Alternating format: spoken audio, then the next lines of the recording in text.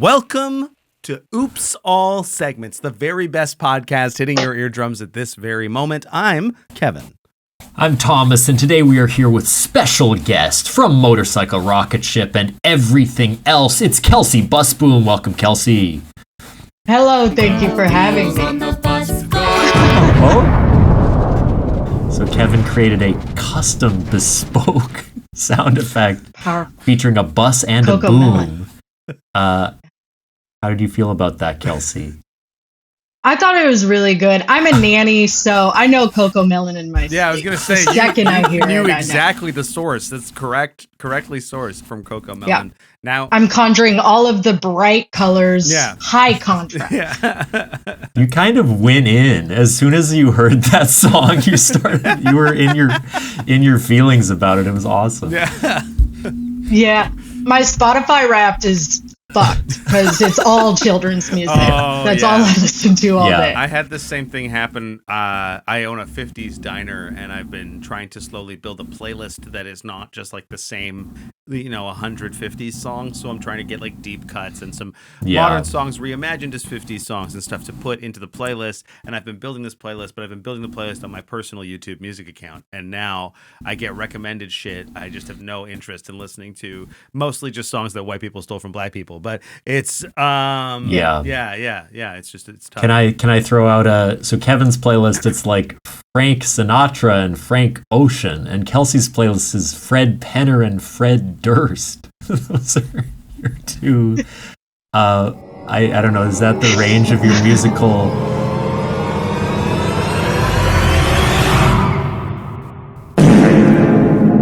Yeah, it's fuck. How could I anticipate? How could I know? I'm really starting to get the speed of things. Mm-hmm. We move fast over here. We move fast. Welcome to the show, Kelsey. Welcome to the show. We've completed the Motorcycle Rocketship. How many of you are there in total? I don't even know. No one knows. Okay. That's the crazy thing. I've had like guests most on the groups show have that were in Motorcycle Rocketship that I didn't even know were in Motorcycle Rocketship. So yeah. It could be 3 people. It could be 12 people. We've never actually taken. We don't have an accountant yet. I see. It's just kind of an open space. People wander through, and like before you know it, they're family. It's amazing the community that Michael Neller brings together is truly. It's an original experience that can't be duplicated. Has Michael Neller been on the show? I feel like Michael Neller has. Yes. Oh, okay. Never mind. He's just not very memorable, but he did do it. Yeah. Okay.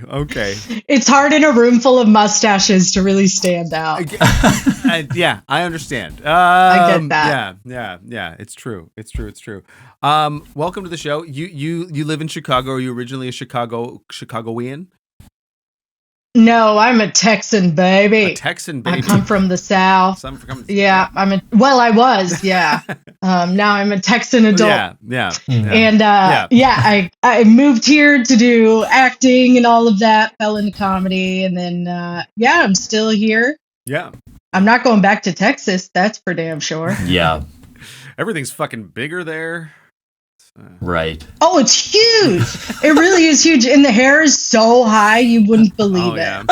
Like, got Marge Simpson walking around. God, yeah. LA gets a bad rap for like the Botox and the face reconstruction stuff, but like Texas has got it locked down. Scans. So many thick lips. It's all happening there. Huh.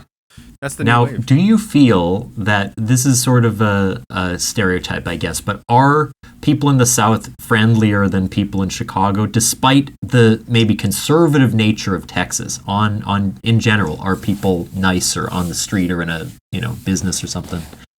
Yeah, they really are. Like, if you look and sound exactly like a cishet male, then you'll never meet kinder people.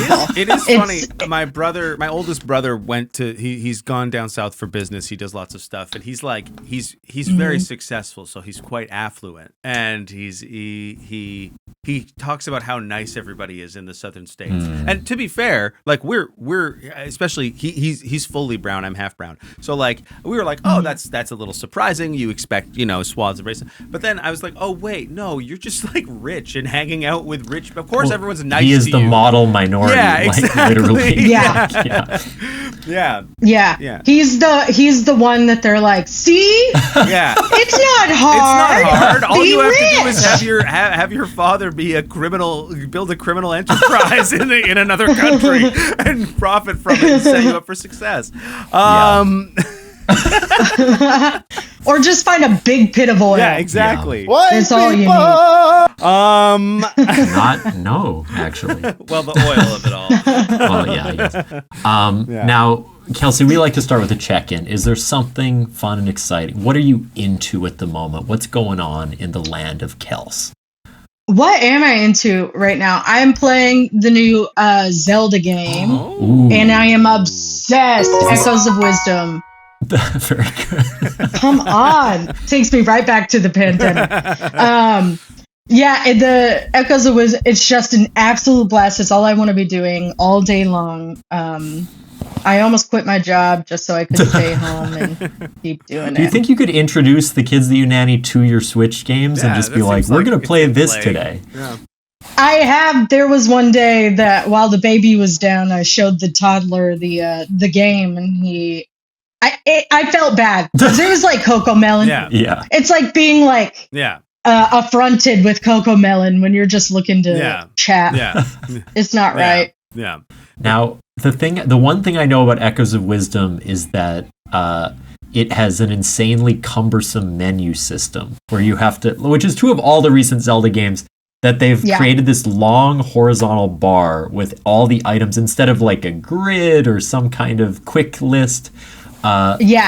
They have like an open, like you can open a menu and it's all in a grid form. But yeah, they have like the long line that you have to cycle through and you have to star. It's like late in the game that you can star your favorites. Yeah, that you unlock the feature to organize. To expedite the game. Yeah. They only let the game play be more efficient after you've achieved a certain level, which otherwise which is kind of like a weird game design thing. Like you unlock fast travel at like hour 50. And it's like, thanks, man. Yeah. Yes. Appreciate it. All right, you've rode your horse enough. You can finally do, Yeah. I kind of appreciate it. I get so impatient in games that I'm like, the second I can fast travel, I'm like, I don't need to see these towns. I don't need to see these villages. Yeah. I'm going to get a little spec. I'm trying to complete this puppy. I'm not like that. So I'll follow the spec. I'm not like that at all. I'm riding between every town. I like to elongate the journey. I'm hoping for as many sort of random events and occurrences to happen. I want to be carjacked. I want to be. You're thinking of Red Dead Redemption 2, I think, with this one, Kevin. Well, like actually, to be honest, I'm thinking of. Games.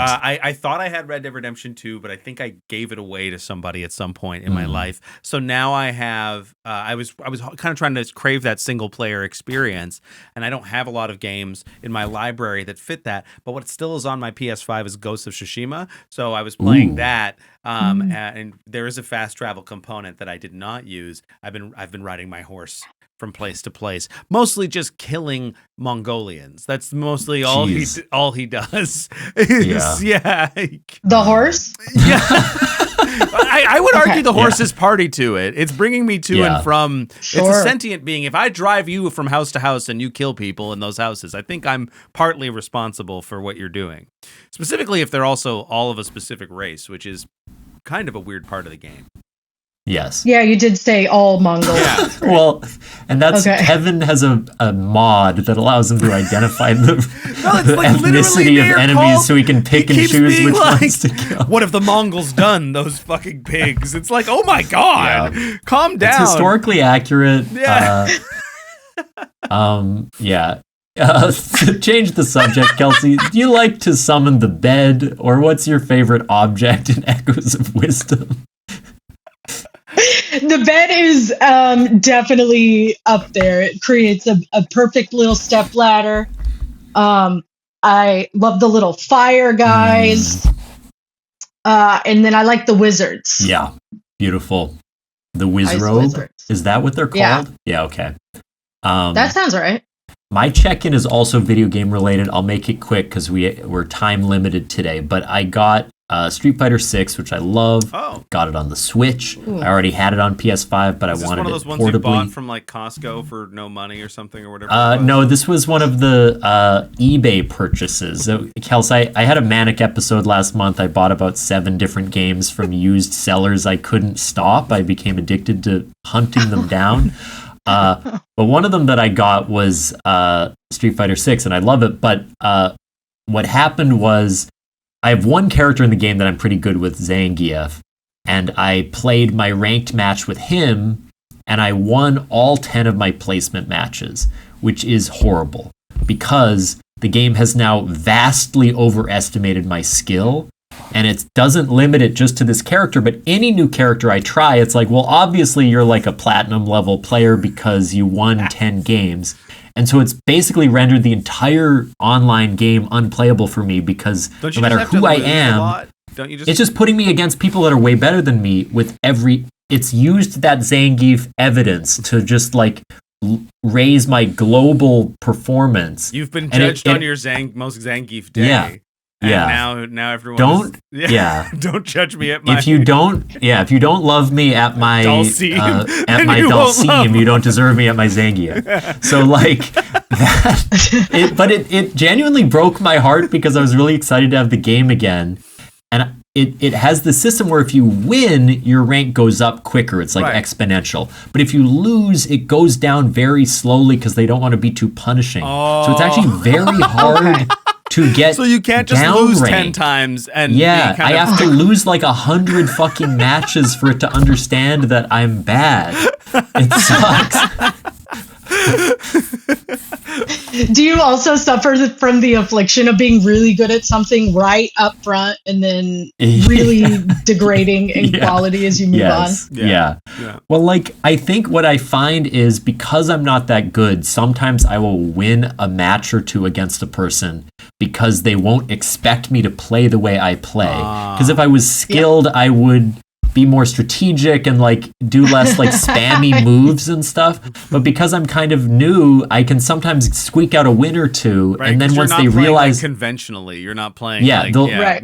They realize I suck, and then they'll like perfect KO me 5 times in a row because they just can counter it. Like, so it's very humiliating. I'm hoping the game is starting to figure out that I'm bad. But anyway, Kevin, what's going on with you? I've been bamboozled. I've been scammed. I've been fucked. No.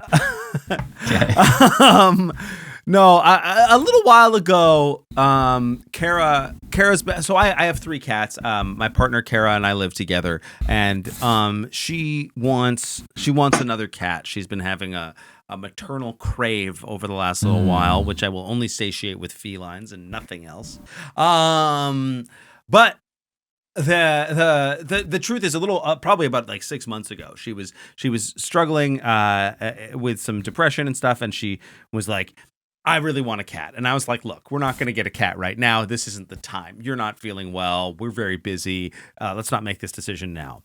And so we had made like a deal that, because she also had a therapist and her therapist went on mat leave. And so it was like, how about we get you a new therapist and then we'll get a cat. I will go get a cat if we get a new therapist. We can handle a 4th cat. We just, and like, I bought the feeder for the 4th cat that doesn't exist yet. I've enabled many other parts of this to be potential, but just life and conditions, we haven't gotten the therapist yet. And so the other day, can you go to like a humane society with little therapists in cages and like find one to adopt? I was wondering. Well, that's sort of what I think this podcast is for you. I feel like I keep you in sort of a little therapy cage. Yeah, in my computer screen. But no, I think so. Anyway, she had a dream about finding a dog with a frozen leg, and so now we have to. Now she's extra wants to get a cat again or a dog. So a dog would be crazy. No, we're not doing a fucking dog. We're not doing a fucking dog. You already got the cat feeder. You can't get a dog at the well, yeah, he's not going to know how to use it. Yeah. Right. Yeah. And so so anyway, we she brought it up again.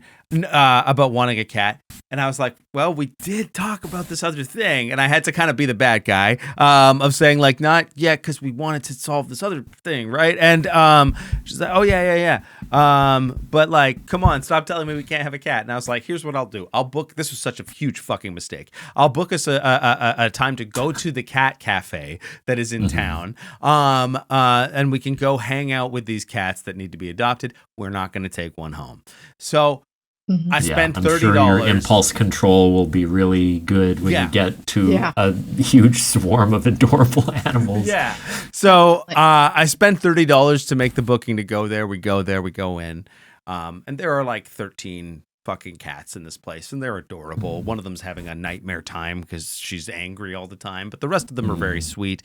And it was very, very nice. And there was 2 that we took a liking to. But the deal was we weren't going to take any home, and we did not take any home. We left. Wow. And I have paid penance for this. I'm somehow a villain, despite all of this, because I said we couldn't take one home, because I was the reasonable adult. I've been scorned. Yeah. I've been scammed. I spent $30 to be a bad guy, I guess. That's half of 1 month of StreamYard. Which isn't working, by the way, which is why the podcast looks and sounds different this week, folks. Because StreamYard, the service I pay $67 a fucking month for. It was actually $67? Oh my God. We've paid over $2,000 to over the last 3 years since this fucking show has been going on, and making no money, might I add, making $0 in revenue.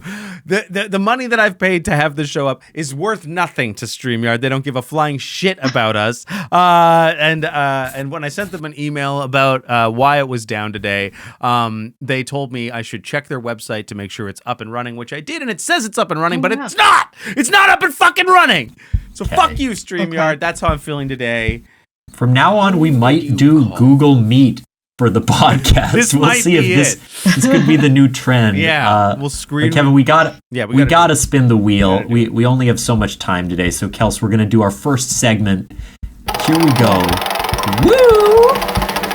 Is this a physical wheel? Yeah. Yes. Okay.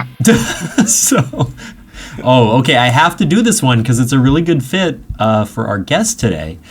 D&D Creation. Participants must collectively roll and create a backstory for a D&D character. Oh, that's fun. Now, I know that Kelsey, you're a big D&D player. Kevin also has DM'd a whole D&D podcast. Oh, hell yeah.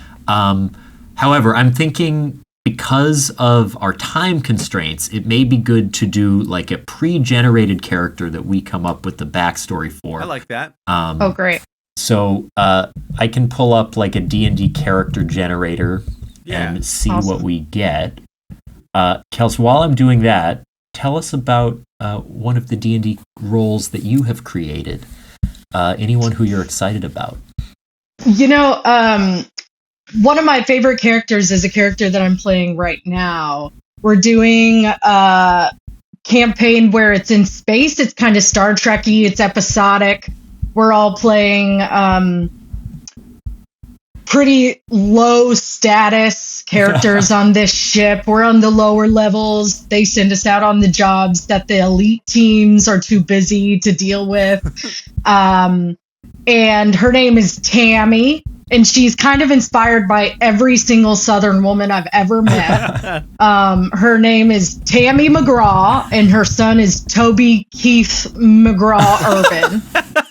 And he is a gay man, but it's not something that has occurred to her as a possibility that it could be a gay person. Just end sentence there. And she, so, you know, he's a ladies' man in her eyes. She's not super religious, but she gets it. I just love her. I'm obsessed with her. Tammy McGraw. Yeah, and I think I should just like kind of start coming out as Tammy just in social settings. Yeah. Because she unlocked something in my brain. She doesn't have a problem talking to people. Oh, ever. well, that's good for Tammy. Shout out to Tammy. Hell yeah. I'm gonna put the video version of the podcast needs like 4 minutes before it's gonna be ready again. So I'm exporting whatever that video we just did was, and podcast is gonna keep rolling. I'm just letting you know as you do this. Look at this guy. So we can start with this, or we can generate a new one. Though I do kind of like the look of this character. I like the look of this guy. Let's just give it. Let's just describe it to the audience. That. So this is Mouser. Kenku, I think, is that the bird people? That's a bird. In it's D&D? A bird. Yeah. Yeah. Okay. Kenku is a bird. So it sort of looks like a raven in a monk's robe. It is a monk, a Way of Mercy monk, and also a gladiator. Male and 48 years old. What do you call the Mouser? We've got like a bird with, I think those are brown feathers. I'm colorblind, so forgive me if I'm wrong. Could be brown or maybe black, like a raven-like bird to me. And then it's with really nice studio lighting. Yeah, it's a good headshot. Good headshot. Gorgeous. And then this sort of they're wearing red robes. And they've got, a sun hat? What do you call those hats? It's like Raiden's hat from Mortal Kombat. Yeah, like a rice hat. Maybe? Is it a rice hat? Is that what it is? Yeah. That would be my guess. Yeah. And it looks very like it's giving me Master Splinter energy, but a bird. Yeah. Yes, definitely. Especially with the name Mouser, which feels very. To me, the thing that I really love is this background of gladiator that then led to a very merciful monk. It sounds like that creates a pretty juicy backstory implication. But Kelsey, why don't you kick us off? Where do we think Mouser came from? I think Mouser has to be an orphan. That's kind of how he found himself in monkhood. Now, is Gladiator a subclass of monk? I am trying to remember if Gladiator's like a backstory or a class. It is I think it's almost like subclass? A double class, maybe? Oh, okay. Oh, because isn't Gladiator because I immediately associated it with Barbarian. Yeah. Oh, that makes sense. Gladiator. Is it a background? Oh, I think it's a background. It is a class. It's. Oh, maybe it's also a background. No, never mind. It's an archetype of fighter. So maybe it's a dual class. I don't know. There is a background. This is in the 5e. part of D&D there is that a background in 5e. I hate. That we can't figure out what the fuck this is. I think this is what it is. I think it's a gladiator background, and so what I think it is like. So what it says here is you thrive in front of an audience. You know how to entertain them, entrance them, and even inspire them. Sure. Your poetics can stir the hearts of those who hear you, awakening grief, joy, laughter, or anger. And then it says. Skill proficiencies are acrobatics and performance. Tool proficiencies, you're good with a disguise kit and one musical instrument. And you can always find, it says you can always find a place to perform, usually in an inn or a tavern, but possibly with a circus at a theater or even in a noble's court. So, yeah. So this is kind of what I'm imagining. This might explain too much, but like, okay, how did Mouser become orphaned? I think we've got like this kind of cross-species dogfight gladiator ring that they were raised in. Like they're pitting birds against voles, against felines, it's like all of these different kinds of dog fighting sort of. Yeah. I think Mouser watched their parents get killed when they were a young Kenku, and they had to viciously fight their way out of the arena to escape. But this may have inspired them to take on this merciful approach to the world because they saw how brutal violence can become. Now, that's not funny at all. So you two are going to help make this. Are we? Well, I think there has to be like an inciting incident into the Way of Mercy. Yes. I think that's where the change came and where he really like took off with his monkhood. So I'm thinking like he studied under Ra's al Ghul. Yeah. And there was another orphan there And because he's like on the gladiator path, he's a bit of a showman. Mm-hmm. And so his anger at this other orphan that came in, this rich little orphan that came in and like rise through the ranks way too fast. And so I'm thinking he like challenged this other orphan, Bruce, in a battle. What annoyed Mouser about Bruce was kind of I would say the kind of false valor of claiming to be a nocturnal animal of some kind, but with a clearly human presentation. And Mouser's like, you don't know what it's like for winged creatures. You're kind of stealing our experience. And so a real rivalry emerged there. I like that. Yeah. I think that's got legs. I think that's got wings even. Wings even. So perhaps we're sort of building a Batman villain out of Mouser. Perhaps Mouser is on their way to Arkham Asylum. You know how like every now and then, maybe you guys don't know this, but every now and then in Batman lore, a character will like show up. Sorry, Kevin, I don't know that Kelsey and I were talking about Batman. We were just talking about an orphan who had also been there and was rich took on some kind of... And Ra's al Ghul is kind of like a mind leader and meditation expert. Oh, I see. Yeah, from like... So we can totally like TLC. Use an existing franchise if you want, Kevin. I just feel like Kelsey and I were trying to be creative and like come up with our own story. But like if you're attached to Batman... I'm not attached. Sure, Mouser's the Joker. Let's wrap it up. That's great. You don't understand. I know. When he goes to Arkham Asylum, I love that because that's a real life asylum. That has nothing to do with Batman. Well, no, it's not, right? It is what? It is Batman's asylum, right? Arkham Asylum. Well, they took it, but Arkham Asylum's a real place. Arkham Asylum, it's like how Superman is on Earth, which is like a real planet, but it's not like from the comic. You know what I mean? Arkham Asylum's like a real asylum, but Batman used it. Right. So yeah. I don't think that's how it works because I don't think Amadeus. You don't think Arkham Earth is a real person. planet? What? Sorry. You don't think Earth is a real planet? No, I don't think Amadeus Arkham is a real person. The truth comes out. No. You don't think there's a real Amadeus? I think there's probably a real Amadeus, right? Like the one that probably somewhere. Like Rock Me Amadeus was written about. Probably that person's real. That's gotta be a real person. Mozart, yeah. But not. Do you guys think that Arkham Asylum was named after Mozart?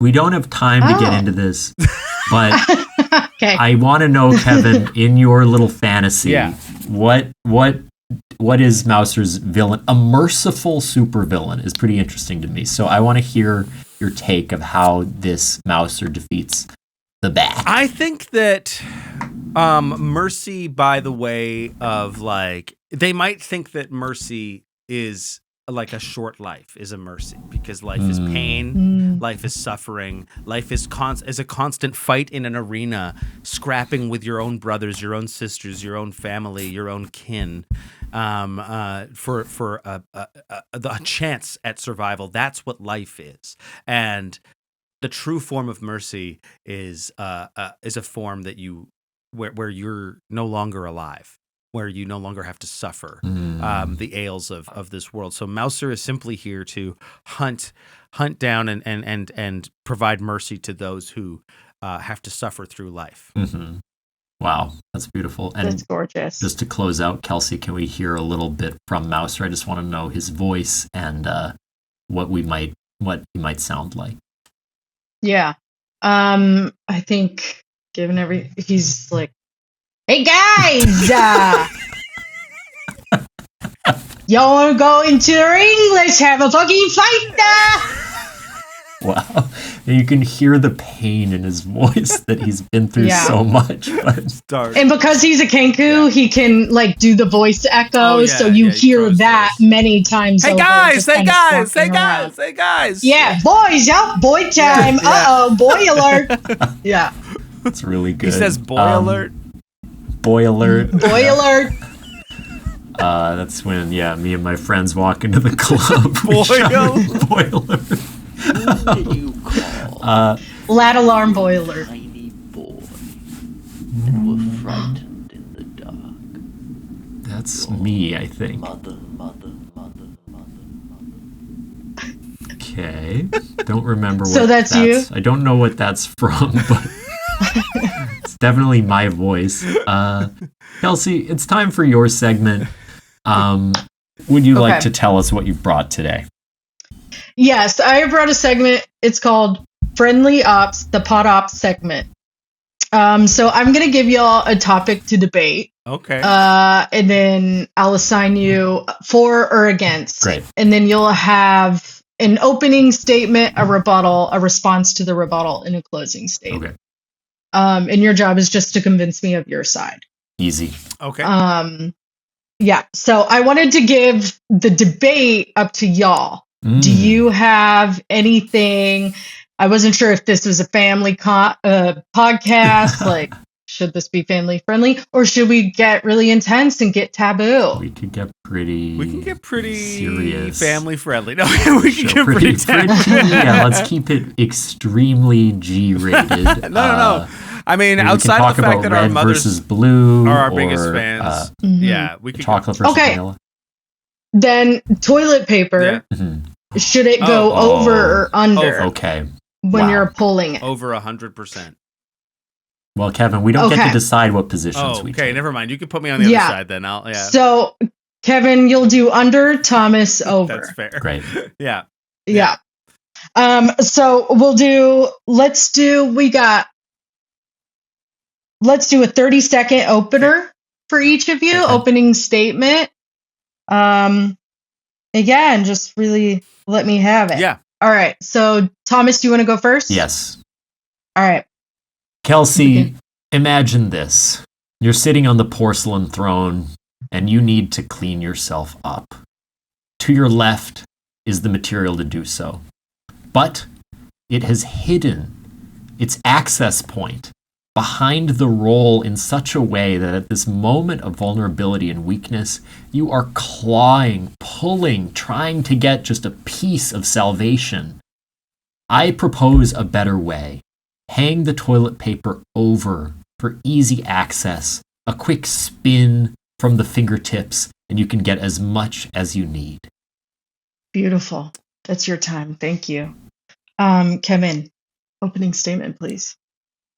I don't know how many of you have open hearts or are good people in today's audience, but if you are of that cloth, if you're of that ilk, if you're cut from the sort of open-hearted nature of somebody who might want to host another living being in your house, you might understand the difficulties that a overhanging toilet paper roll might present to a feline member of the household.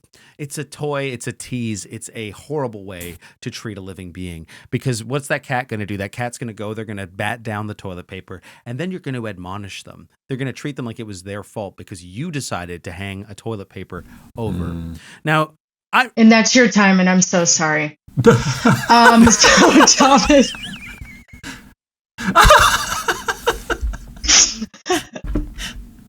Yeah. I looked down, you were 10 seconds over, and I was like, oh. Ow. Thomas. Insane. Thomas, can we hear your rebuttal? Yes. Please. I don't live like an animal. I'm a human being. And we should not allow our animals to set the terms of our domestic arrangements. We decide how to live. And if it's too much trouble to simply close a bathroom door to limit the spaces that your pet can access, I don't know that you deserve to use toilet paper.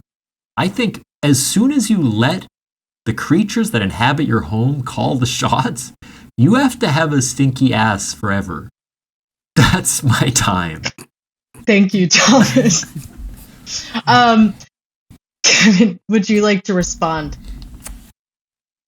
You have a few seconds to respond to Thomas. I'm going to wipe my ass if I have cats, right? Definitely going to wipe my ass, even if I have cats. Maybe the hinges on the door of my bathroom don't fully allow the door to close properly and they can push their way in, so now I have to keep the toilet paper in a drawer inside the vanity. But maybe that wouldn't be a problem if I didn't hang it over. Okay. Thank you. Can we? Wow, this is really heated. Are y'all okay? Do you need a second? Yeah, no, we'll be fine. We'll Yeah. be fine. Okay, you're both like kind of I'm flushed. locked in. No, I'm good. Great. Then, can we hear your rebuttal to Thomas's argument? Yes. You mentioned how easy it is to pull when it's over. I would like to put forward the notion of any kind of pulley system, and whether you like it's called a pull-y system and not a tuggy system, which I think is how Thomas usually goes to sleep at night. And so I think pulling from underneath is a pull. I think pulling from over is a tug, and I think I'm team pull all the way. And I just that's all I have to say about that. Okay. Your response, Thomas? Yeah, my tuggy system, I didn't want to get into it today. Of course I will. But I would say the easy access to toilet paper is an essential part of my tuggy system. That's how I sleep at night. If I didn't have that, there would be a big mess, as you all know. So I'll thank you not to disrupt a process that has been perfected over 3 generations of Toleses. I am honoring a family legacy. What happened to your great-grandfather then? What do you mean, what happened? Well, you said that it had been perfected. Your grandfather and your father and yourself have perfected it. Your great-grandfather was just what? He was just kind of spraying everywhere. Oh, God. He started the tradition. He didn't have to perfect it. Yeah. That was for generations. Okay, So, thank there you you, go. Thomas. And now, just a quick question. Was Tuggy System the correct name? Mm-hmm. It's something your family has called it for generations, and Kevin just hit it on the Yes. head? Or okay, wow. You actually usually I have would to say avoid the head it's- mostly. Oh, sorry. Yeah. Its name kind of speaks for itself, and it's become a household name, but it originated with the Toles clan, so yeah. Okay, yeah. Household name is generous. So let's hear closing statements Yes. from both of you, please. I think you got to go first, right? Or is it me, T? Well, I think I opened first, so I'd like to. Well, Okay, I could close. I can close first. Yeah. That's fine. Look, I think one of us has been revealed as someone who maybe has a cat and maybe has a stinky ass. The other person is revealed as sort of another line in a degenerate generative not hierarchical, but it is hierarchical structure of masturbators. And I think which would you rather be is really the a guy with a cat or a guy who can't stop from spanking. Not just a guy with a cat. There's one other feature you mentioned about yourself. I don't remember the other thing. So I think who cares about crusties? I care about busties. And that's cats, busties. No, yeah, sure. Let's just get really clear on what that meant. Well, I meant Just that I care about It's not just a being a quarter serial block. masturbator busting all the time. Busties. Okay. Yeah, I guess I don't care about busties in a way. One thing I love about this being a Okay. family show is that we find a way where other people would step on pitfalls, go for the blue joke, Yeah. go for the dirty, Yeah. the easy laugh. We delicately tug on a thread of connected ideas just enough to make sure that our show is 100% clean and that we can go on with our day. And isn't that a beautiful analogy for the overhanging 2-ply that is our lives? Only 2-ply? I can't afford the fucking max quilted shit that you use. 2-ply is good enough. It's obviously not ideal, but it's certainly better than the alternative. Thank you both for there were so many salient points made. Yeah. I'll be completely honest, Thomas. You absolutely had me until 2-ply. Oh no! And then that just kind of told me your character. I was like, oh, okay, this is a guy who has cats and does not wipe his ass. No, 2-ply. And that's clear now. 2-ply is Yeah. they have 2-ply at the university. Like, I mean, RuPaul did that video about like you have to invest in your toilet paper. yeah. Sure. And RuPaul like knows what it's like to be one of us. Yeah. Yeah. Regular. If you don't wipe yourself, how the hell are you going to wipe anybody else? Can I get an amen? Thank you. Oh shit! Powerful. So Kevin wins? Yeah, unfortunately. And so everyone has to, a law has been passed. Oh. Yeah. Only under toilet paper from here on out. Which is the worst Thank way, you, might Kevin. I add. Yeah, I Kevin started off established he didn't like that, so boldly coming in a at way, it from- we all lose. We do keep the toilet It's paper in a drawer unfortunate, here. yeah. We do keep the toilet paper in the drawer at the house because the cats, it doesn't matter whether it's under or over, they're fucking with it. No matter Oh, what. sure. Yeah. Yeah. They're They're gonna. gonna. And yeah, the hinges on the bathroom doors make it so that they all don't latch so well sometimes. Kelsey, are you a cat or a dog person? I'm a cat person in spirit. Yeah. I have more I've interacted with more dogs, Okay. but I was neither Yeah. until they all moved in here. Kara and her horde of beasts came into the house. Yeah. yeah. I think I was a dog person until I moved to Chicago. Mm. And then all of the dog owners leaving the shit on the sidewalk. I'm like, I feel like hell no. I feel like everyone from Texas is a dog person originally. I feel like there's not a cat person sure. in Texas, right? We just have like 3 acres per person as soon as you're born. Yeah. And so Well, like we have Yeah, land. for certain. For We gotta certain, have a not for dog. every Texan, right? Every single one. Oh wow! Yes. Wow, Every single Texan as a newborn baby gets 3 acres. that's amazing. That's beautiful. Yeah. There's just unlimited. Well, this has been a lovely episode, Kelsey. Thank you so much for coming on. I think it's time Of course. to wrap things up. So, is there anything you'd like to point our listeners to at this time? We should acknowledge it's Mother's Day, Yeah, and Yeah. a big percentage of our audience are Kevin and my moms. yeah. So, shout out to the moms. Yeah. Thank you, Mom, for listening. Love you. Thanks, moms. Love you, Mom. Thank you very much for listening. We had a nice lunch on Mother's Day. My mom. Well, we didn't have it on Mother's Day because otherwise I'd be having it like right now. It's lunchtime on Mother's Yeah. Day, but Yeah. we had it earlier this week, and it was nice. And shout out to your Um, mother, Thomas. Thank you. Yeah. My mom's been through Yeah. a lot, but she's a wonderful lady. You'd be lucky to know her. And we should Yeah. have her on as a guest, actually. We should. But, Kelsey, yeah. I interrupted the question I asked you to talk about Mother's Day. So is there anything you'd like to plug? My mother, Whitney, happy Mother's Day to her. Yes. Plug your moms, everyone. Plug your Motorcycle moms. Rocketship, of course. Plug your moms. Yeah. This is a family show. Yeah, Motorcycle Rocketship. We're coming back to the annoyance this month. And then Reassignment Surgery. My other sketch show. Great name. It's an old trans cast. Thank you. We're at IO.